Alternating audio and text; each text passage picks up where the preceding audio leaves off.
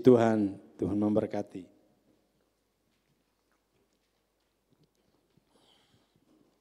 Shalom, shalom, puji Tuhan.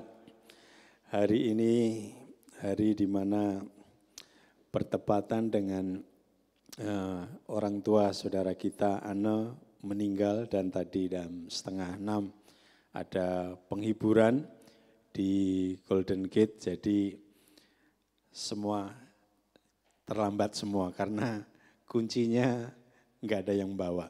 Tapi puji Tuhan, terlepas dari itu kita menantikan Tuhan dan kita rindu ada di tempat ini. Amin. Amin. Puji Tuhan. Mari kita sama-sama buka firman Tuhan di dalam 2 Raja-Raja. Pasal 5 kita mau baca dari ayat yang pertama sampai yang ke-14 saja. Selanjutnya nanti saudara bisa baca di rumah tentang Naaman disembuhkan. 2 Raja-Raja 5 ayat pertama sampai yang ke-14. Demikian bunyi firman Tuhan. Naaman panglima Raja Aram adalah seorang terpandang di hadapan tuannya dan sangat disayangi. Sebab oleh dia Tuhan telah memberikan kemenangan kepada orang Aram. Tetapi orang itu seorang pahlawan tentara sakit kusta. Orang Aram pernah keluar bergerombolan dan membawa tertawan seorang anak perempuan dari negeri Israel. Ia menjadi pelayan pada istri Naaman. Berkatalah gadis itu kepada nyonyanya, sekiranya tuanku menghadap nabi yang di Samaria itu, maka tentulah nabi itu akan menyembuhkan dia dari penyakitnya. Lalu pergilah Naaman memberitahukan kepada tuannya, katanya, begini-beginilah dikatakan oleh gadis yang dari negeri Israel itu. Maka jawab Raja Aram, baik, pergilah, dan aku akan mengirim surat kepada Raja Israel. Lalu pergilah Naaman dan membawa sebagai persembahan 10 talenta perak dan 6.000 sikal emas dan 10 potong pakaian. Ia menyampaikan surat itu kepada Raja Israel yang berbunyi, sesampainya surat ini kepadamu, maklumlah kiranya bahwa aku menyuruh kepadamu Naaman, pegawaiku, supaya engkau menyembuhkan dia dari penyakit kustanya. Segera sesudah Raja Israel membaca surat itu, dikoyakkannyalah pakaiannya serta berkata, Allahkah aku ini yang dapat mematikan dan menghidupkan, sehingga orang ini mengirim pesan kepadaku supaya kusembuhkan seorang dari penyakit kustanya? Tetapi sesungguhnya, perhatikanlah dan lihatlah, ia mencari gara-gara terhadap aku. Segera sesudah didengar Elisa abdi Allah itu bahwa Raja Israel mengoyakkan pakaiannya, dikirimnyalah pesan kepada raja, bunyinya, mengapa engkau mengoyakkan pakaianmu? Biarlah ia datang kepadaku supaya ia tahu bahwa ada seorang nabi di Israel. Kemudian datanglah Naaman dengan kudanya dan keretanya, lalu berhenti di depan pintu rumah Elisa. Elisa menyuruh seorang suruhan kepadanya, mengatakan, pergilah mandi 7 kali dalam sungai Yordan, maka tubuhmu akan pulih kembali, sehingga engkau menjadi tahir. Tetapi pergilah Naaman dengan gusar sambil berkata, aku sangka bahwa setidak-tidaknya ia datang keluar dan berdiri memanggil nama Tuhan Allahnya, lalu menggerak-gerakkan tangannya di atas tempat penyakit itu dan dengan demikian menyembuhkan penyakit kustaku. Bukankah Abana dan Parpar, sungai-sungai Damsyik, lebih baik daripada sungai di Israel?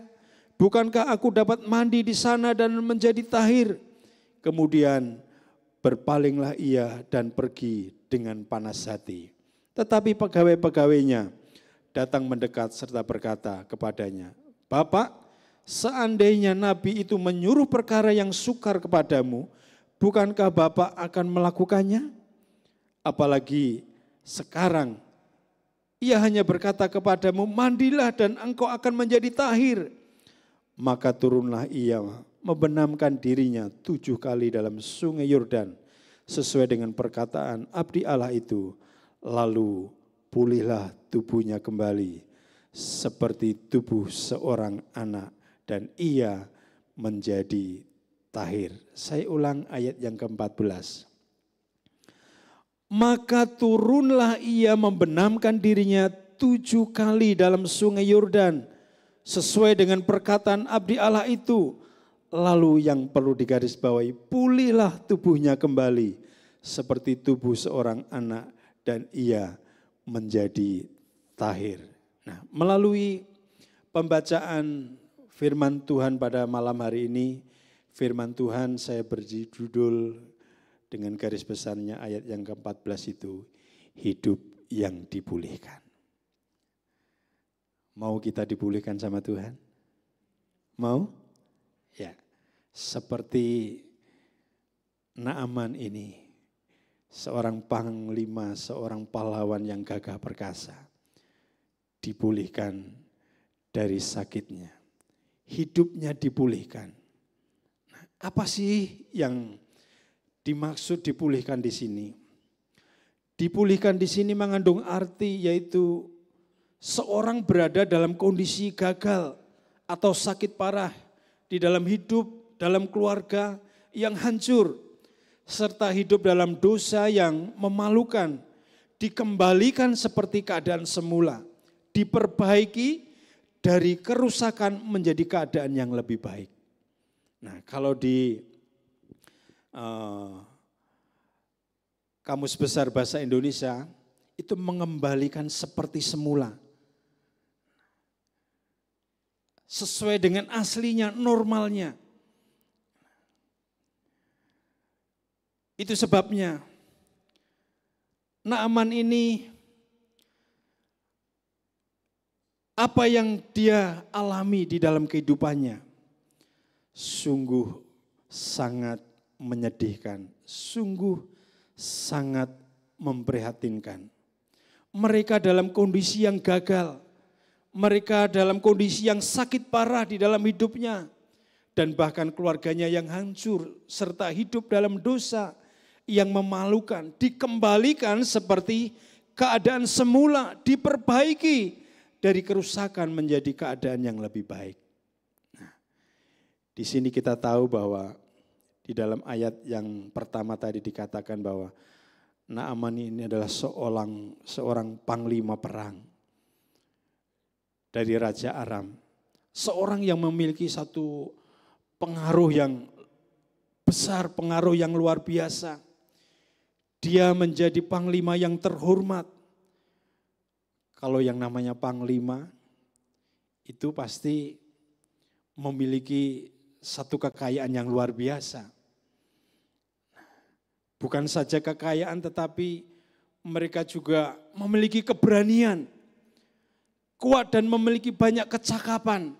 Karena seorang panglima ini mereka mampu dan membawa pasukan-pasukannya ini ada dalam kesiagaan, ada dalam kesiapan untuk mereka dapat memandu, mereka dapat mengomandai pasukannya, bawahannya untuk maju berperang. Sehingga melalui Naaman ini, ketika mereka diutus rajanya untuk berperang, Naaman ini selalu dia membawa kemenangan bagi negaranya. Namun melalui cerita ini kita melihat bahwa segagahnya Naaman, segagahnya panglima ini, satu hal yang membuat mereka sedih, di mana Naaman ini menderita sakit kusta. Saudara, sakit kusta ini adalah penyakit di mana yang diserang itu kulitnya seperti bersisik,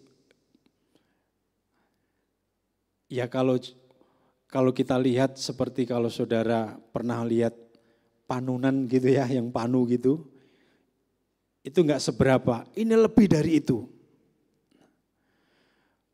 Bahkan yang namanya penyakit kusta itu, terkadang digaruk, diapakan tuh enggak sakit saudara, baal.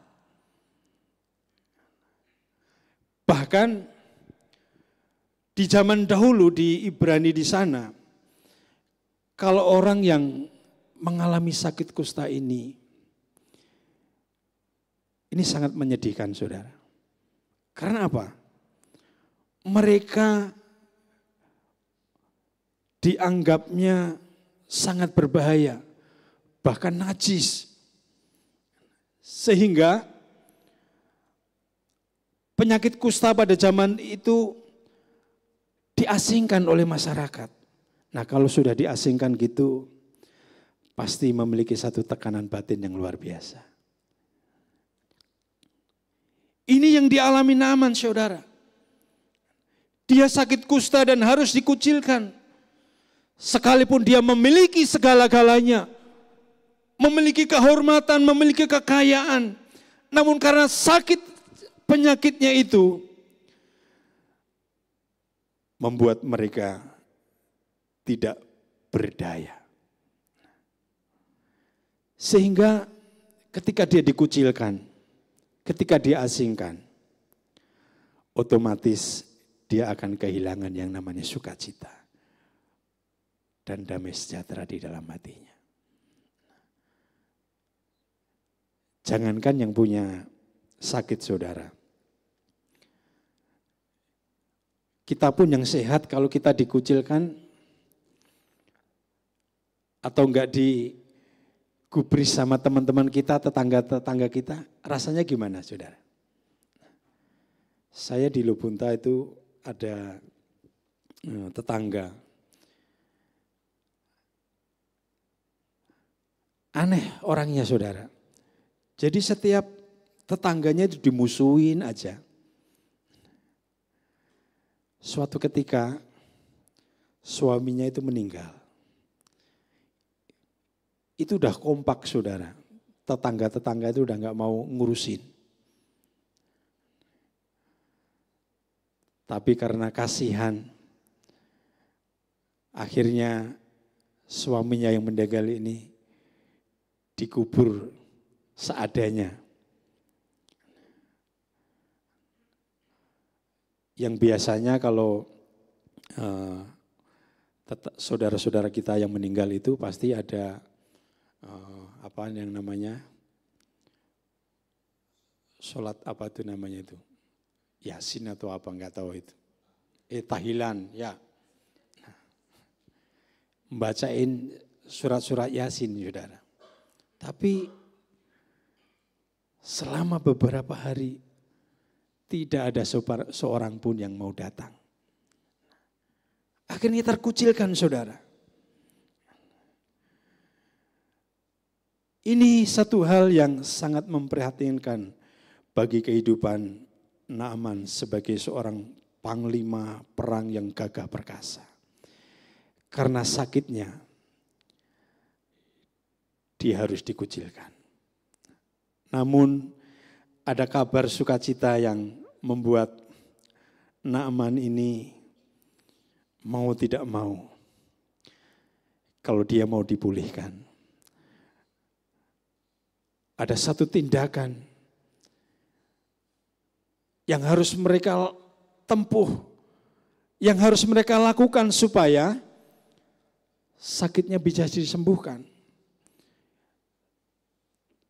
Tadi dikatakan bahwa di dalam ayat yang ketiga tadi, ada seorang anak perempuan berasal dari Israel. Di dalam ayat yang ketiga, berkatalah gadis itu. Ayat yang kedua dan ketiga, orang Aram pernah keluar bergerombolan dan membawa tertawan seorang anak perempuan dari negeri Israel. Ia menjadi pelayan pada istri Naaman. Berkatalah gadis itu kepada nyonyanya, sekiranya tuanku menghadap nabi yang di Samaria itu, maka tentulah nabi itu akan menyembuhkan dia dari penyakitnya. Nah, anak perempuan yang berasal dari Israel ini menjadi tawanan bagi keluarga Naaman ini, dan dia dipekerjakan sebagai seorang pelayan atau pembantu di rumah Naaman ini. Nah, dan ketika gadis ini, perempuan ini tahu ada seorang nabi yang namanya Elisa ini, dia sanggup dan bisa menyembuhkan melalui penyakitnya ini. Tetapi bukan karena Elisanya, tetapi karena Elisa dipakai Tuhan untuk menjadi saluran berkat bagi Naaman ini. Sehingga anak perempuan ini, mereka bisa menjadi berkat bagi Naaman. Sekalipun ia belum pernah melihat Elisa menyembuhkan orang sakit kusta itu, tetapi ia telah mengetahui bagaimana Allah Israel itu telah melakukan mujizat demi mujizat melalui Nabi Elisa ini. Ia percaya bahwa lewat Nabi Elisa, Allah Israel ini sanggup menyembuhkan penyakitnya. Naaman adalah pemimpin yang besar dan sangat dihormati. Terinspirasi dari iman seorang anak kecil tadi. Dan pada akhirnya Naaman, mereka memilih untuk beriman seperti iman seorang anak kecil ini. Nah, Bapak Ibu yang terkasih di dalam nama Tuhan Yesus. Dari cerita ini, bagaimana saudara dan saya, khususnya Naaman ini, boleh menerima pemulihan daripada Tuhan. Yang pertama ini pemulihan dapat terjadi jika ada iman di dalam hatinya. Ini dibuktikan Naaman ketika dia disuruh oleh anak kecil ini untuk datang kepada Nabi Elisa. Ada satu tindakan nyata, ada iman di dalam hatinya. Sekalipun Naaman ini belum melihat saudara, namun ia beriman juga dan sangat percaya bahwa apa yang dikatakan anak kecil tadi, anak perempuan yang Tuhan izinkan untuk membawa kemuliaan Tuhan dinyatakan ini, pasti akan terjadi. Sebab di dalam Roma pasal yang ke-10 ayat 17 dikatakan di sana. Karena iman timbul dari pendengaran dan pendengaran oleh firman Kristus, maka Naaman ini sadar dan teguh hatinya. Karena iman dapat tumbuh saat firman Tuhan didengar, disimpan dalam hatinya, bahkan diresapi. Itu yang membuat tindakan iman daripada Naaman ini mengalami satu pemulihan daripada Tuhan. Karena iman yang tumbuh itu ketika dia mendengar apa yang dikatakan anak kecil ini, mereka nurut saudara. Apalagi kalau kita sadar, masa kita sama orang yang kecil aja nurut apa yang menjadi omongannya. Bahkan seringkali kita sebagai orang tua itu ngomong sama anak-anak, kamu itu masih anak-anak, bisanya apa kamu? Diremehkan. Tapi justru melalui anak kecil ini, Iman Naaman ini bangkit saudara. Ada dalam hatinya, dia mau ditunjukkan kepada Nabi Elisa itu. Banyak orang tidak mau memasang telinganya baik-baik untuk mendengar firman Tuhan. Atau yang seringkali kita mendengar firman Tuhan, masuk telinga kiri, keluar telinga kanan. Artinya apa? Tidak menyimak dengan baik-baik, tidak mendengar dengan baik-baik. Kalau orang yang mendengar, pasti mereka dengan seksama, dengan cermat. Mendengar apa yang jadi perkataannya, disimpan dalam hatinya. Dan mereka bertindak. Puji nama Tuhan. Hanya firman Tuhan yang dapat membangkitkan iman di dalam hati kita yang percaya kepada Tuhan.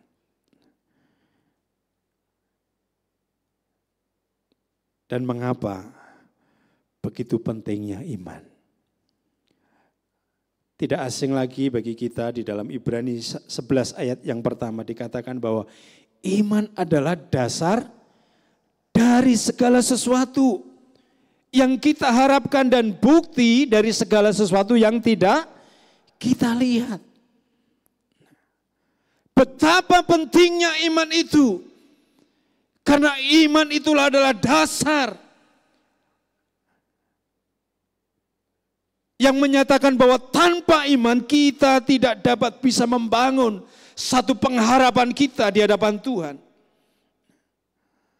Nah, kalau tidak ada dasar maka tentunya tidak akan ada bangunan. Saudara, gereja kita ini pondasinya, dasarnya itu digali dalam saudara. Sehingga bangunan ini kokoh.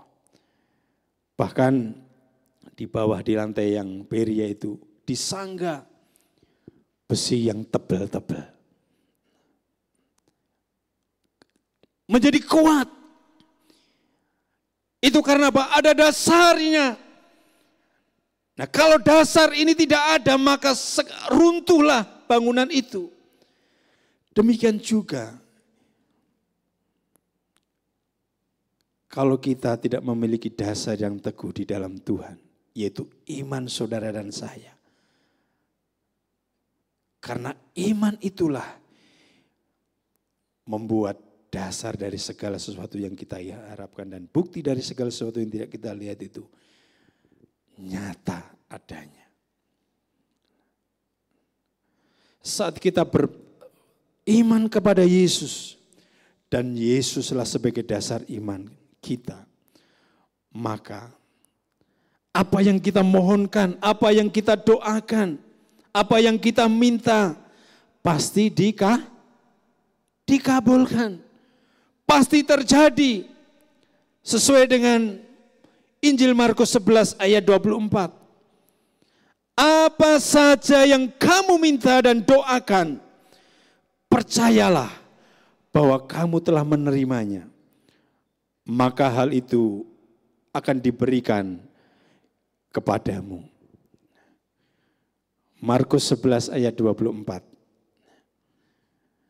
Apa saja yang kamu minta dan doakan, percayalah bahwa kamu telah menerimanya. Maka hal itu akan diberikan kepadamu. Ketika Naaman beriman kepada Tuhan Yesus, dia tidak diam saja, saudara. Ada tindakan konkret. Tindakan konkretnya apa? Dengan iman kita dapat melihat pemulihan itu terjadi. Dan Naaman tidak hanya beriman saja, tetapi imannya membuat ia apa? Bertindak. Nah, tindakan apa yang dilakukan oleh Naaman ini? Kalau kita baca di dalam ayat yang ke-4 sampai yang ke-5. Di sana dikatakan, lalu pergilah Naaman memberitahukan kepada tuannya. Katanya, beginilah dikatakan oleh gadis yang dari negeri Israel itu. Maka jawab Raja Aram itu, baik, pergilah dan aku akan apa? Mengirim surat kepada Raja Israel. Lalu pergilah Naaman dan membawa sebagai persembahan 10 talenta perak dan 6.000 sikal emas dan 10 potong pakaian. Di ayat 4 dan 5 ini menunjukkan apa yang dilakukan oleh Naaman ini, mereka bertindak saudara. Yang menyebabkan iman itu tidak mati. Mereka melakukan dengan tindakan apa yang dilakukan oleh Naaman ini.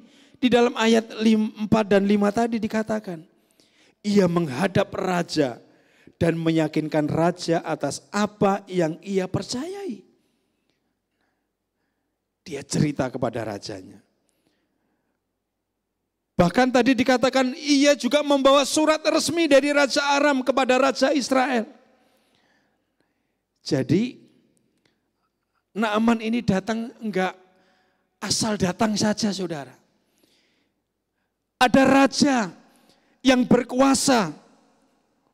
Karena dia seorang panglimanya, enggak sembarangan saudara. Mereka pergi demikian aja. Mereka lapor sama rajanya. Dan rajanya membeli restu. Dia kasih surat. Ada tindakan nyata saudara. Selain itu ia juga tidak akan pergi dalam penyamaran. Tetapi pergi dalam status dan dengan satu rombongan yang besar. Untuk semakin apa? Menghormati Nabi Elisa. Mereka datang enggak sendirian, mereka bawa rombongan saudara. Disaksikan sama bawahannya tentara-tentara yang lain dengan membawa kereta dan kudanya. Bukan sampai itu saja saudara. Tadi dikatakan ayat yang 5 apa? Ia tidak akan pergi dengan tangan yang kosong. Artinya apa? Dia mempersembahkan apa tadi? Emas, perak, dan pakaian. Ini sesuatu tindakan iman saudara. Yang dilakukan oleh Naaman ini. Sehingga Naaman ini boleh mengalami pemulihan daripada Tuhan. Itu yang pertama. Jadi pemulihan terjadi jika ada iman di dalam hati. Kemudian yang kedua. Yang kedua ini pemulihan terjadi jika apa? Ada ketaatan apa yang Tuhan mau. Pemulihan terjadi kalau apa? Ada ketaatan. Dan memang Naaman ini memiliki iman. Dan oleh imannya ia bertindak. Namun di dalam pikirannya ia telah memikirkan bagaimana nantinya. Ketika dia disuruh datang kepada Elisa, benar enggak nanti sama Tuhan? Saya dipulihkan enggak? Saya disembuhkan enggak? Masih tanda tanya besar saudara. Apakah dia benar saat mereka nanti datang kepada Elisa nanti? Benar enggak nanti saya disembuhkan? Saudara, bukan berhenti sampai kepada iman dan tindakan apa yang dilakukan Naaman. Tetapi Naaman ini mau dan melakukan yang namanya ketaatan.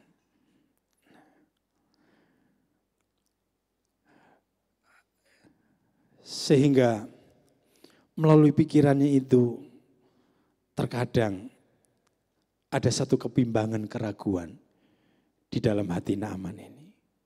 Sebaliknya dengan kita, dengan saudara dan saya. Terkadang kita memiliki keyakinan iman yang teguh, ya pokoknya saya percaya, saya percaya, saya percaya. Tetapi ketika diperhadapkan dengan persoalan yang ada, jujur hati kita sekarang bimbang. Benar enggak ya Tuhan nanti menolong? Benar enggak ya nanti Tuhan bertindak?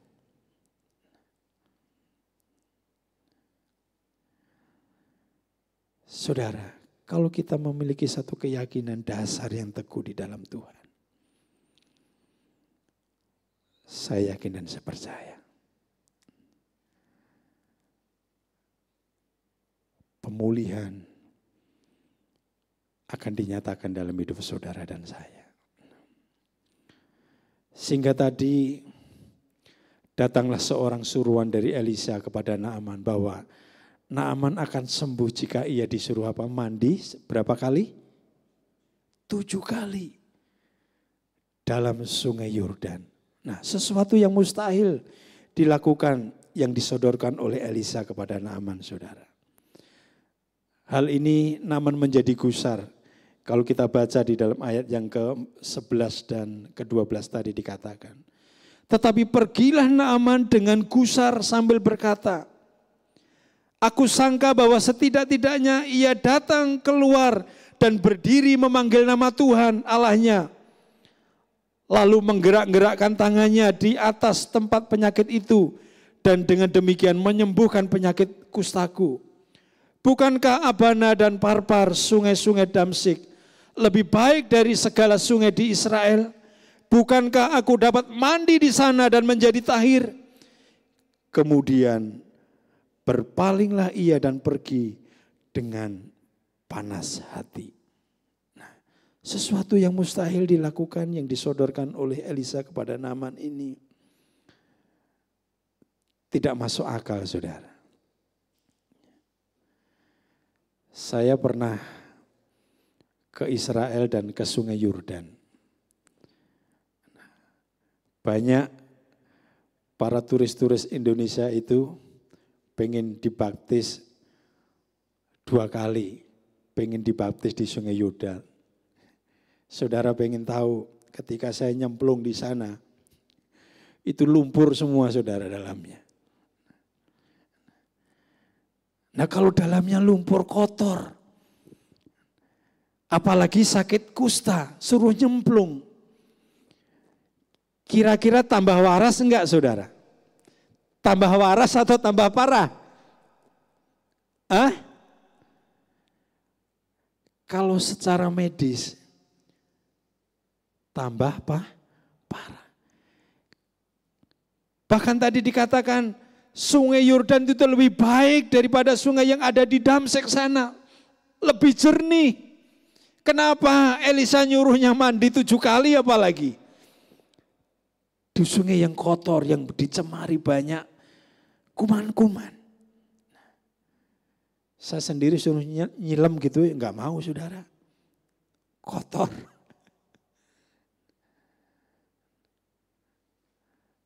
Tapi karena iman dan ketaatan yang dilakukan oleh Naaman ini,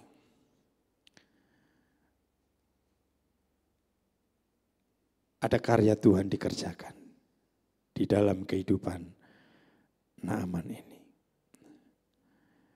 Saudara yang terkasih di dalam nama Tuhan Yesus, Naaman perlu tahu bahwa bukan sungai Yordan yang menyembuhkan, tetapi kesembuhan yang ia terima adalah kasih karunia dan kuasa Allah. Nah, ketika Naaman mentaati apa yang dikatakan Tuhan melalui Nabi Elisa ini, satu hal, Allah hanya mencari ketaatan dari kehidupan Naaman. Iman tidak cukup bagi Naaman untuk menerima kesembuhan dan pemulihan. Tetapi Allah mengendaki agar Naaman ini belajar taat kepada perintah Tuhan. Sulit bagi Naaman untuk taat karena ia seorang panglima dan hanya kepada perintah raja saja ia akan taat. Namun ketika ia dinasihati, ia taat melakukannya saudara. Ingat ke-10 orang sakit kusta. Ketika dia suruh datang kepada imam-imam. Dan dia taat dan melakukannya. Orang yang sakit kusta itu 10-10-nya disembuhkan. Kalau kita baca di dalam Injil Lukas 17 ayat 11 sampai 19 di sana diceritakan. Bapak Ibu yang kami kasih di dalam nama Tuhan Yesus. Untuk saudara mau dipulihkan. Satu hal kita harus memiliki yang namanya iman. Iman yang harus diwujudkan dalam tindakan. Sehingga ada ketaatan yang harus kita kerjakan. Memang sulit saudara. Apalagi Naaman sebagai seorang panglima. Enggak mungkin dia mau melakukan hal yang tidak mungkin harus dia lakukan karena dia sebagai yang namanya panglima tentara. Pasti pengennya mandi yang di spa atau mungkin di mana lagi, di hotel-hotel yang kolam renangnya jernih dan lain sebagainya dan lain sebagainya. Enggak mungkin dia di sungai atau di laut. Ya mungkin kalau di laut airnya asin bisa juga bisa sembuh saudara.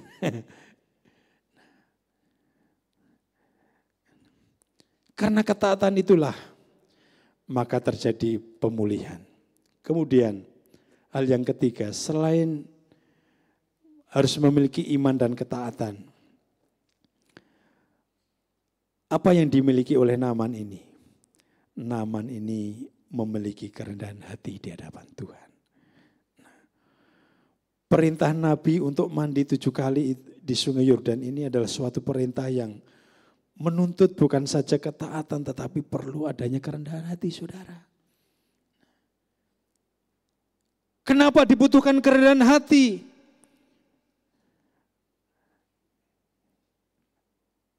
Naaman ini ketika dia disuruh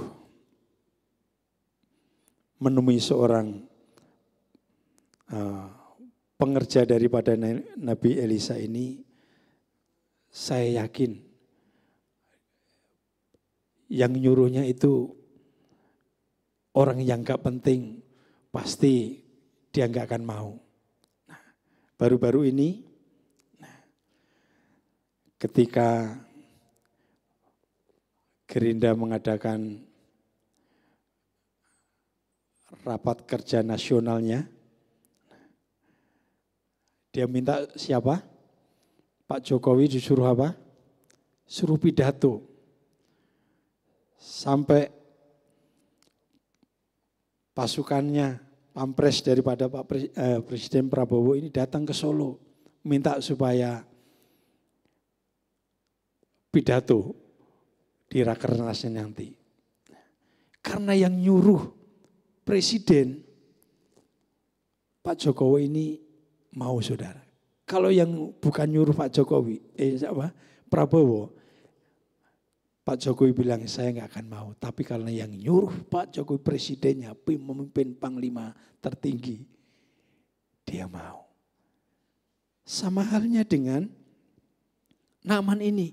Kalau bukan rajanya, nggak akan mau saudara. Ini dibutuhkan yang namanya kerendahan hati saudara.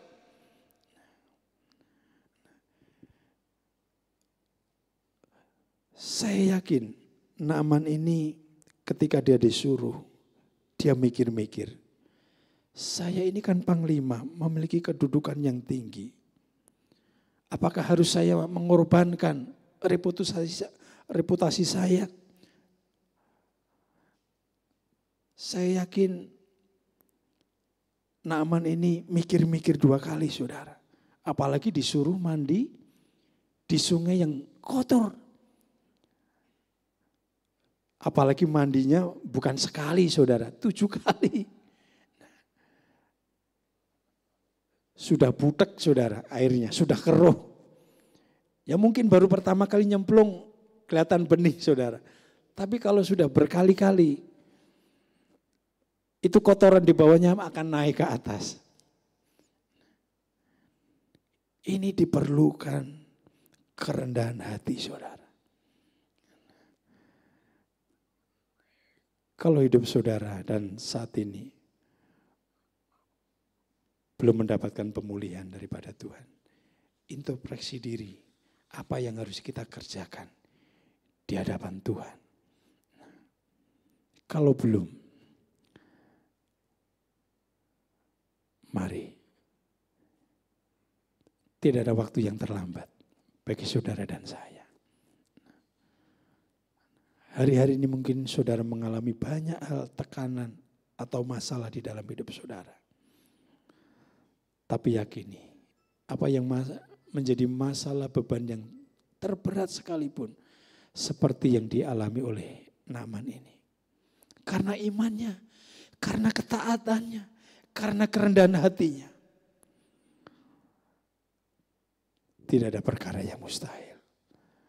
Tuhan memulihkan keadaannya. Bapak Ibu Saudara kekasih di dalam nama Tuhan Yesus. Tuhan mau memberkati saudara dan saya.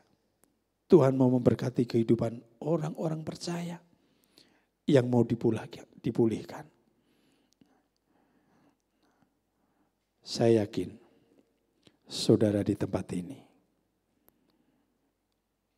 memiliki kerinduan yang lebih lagi untuk Tuhan mau lebih lagi bekerja di dalam hidup saudara dan saya. Sehingga saudara boleh mengalami pemulihan daripadanya. Amin. Saudara mau dipulihkan? Saudara mau dipulihkan? Apa yang harus kita kerjakan? Miliki iman yang teguh di dalam Tuhan. Memiliki iman yang teguh dalam Tuhan. Dan terlebih kita harus taat. Jangan kita melawan kehendaknya.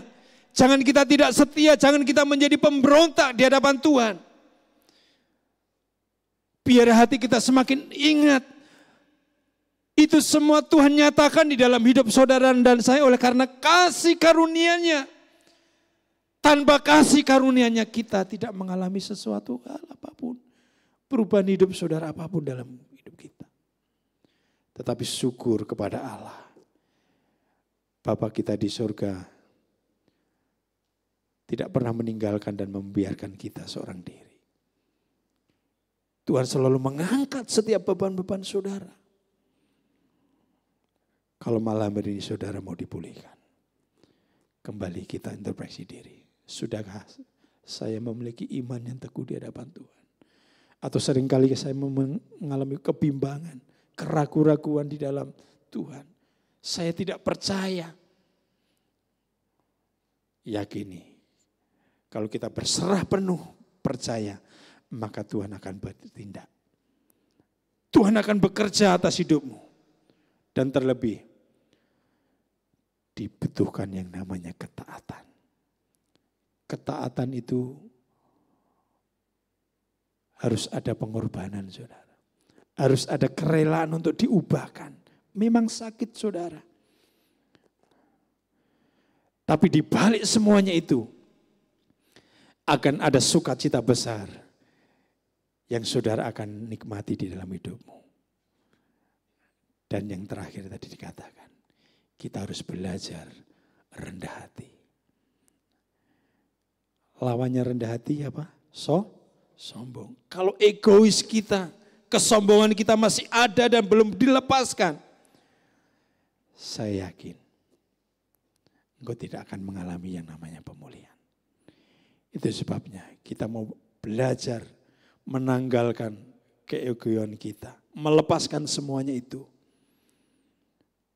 Jangan merasa diri saudara mampu, jangan merasa diri saudara hebat. Kalau saudara tidak memiliki kehala itu, mustahil saudara akan dipulihkan. Tapi malam hari ini belum terlambat. Kalau saudara ingin dipulihkan dalam hidupmu, merasakan kasih setia Tuhan, mari kita sama-sama belajar seperti Naaman ini. Mereka memiliki iman yang teguh di dalam Tuhan. Tidak goyah Dan ada satu ketaatan yang harus mereka kerjakan. Dan kerendahan hati di dalam hidupnya. Tuhan memberkati. Mari kita semua berdiri.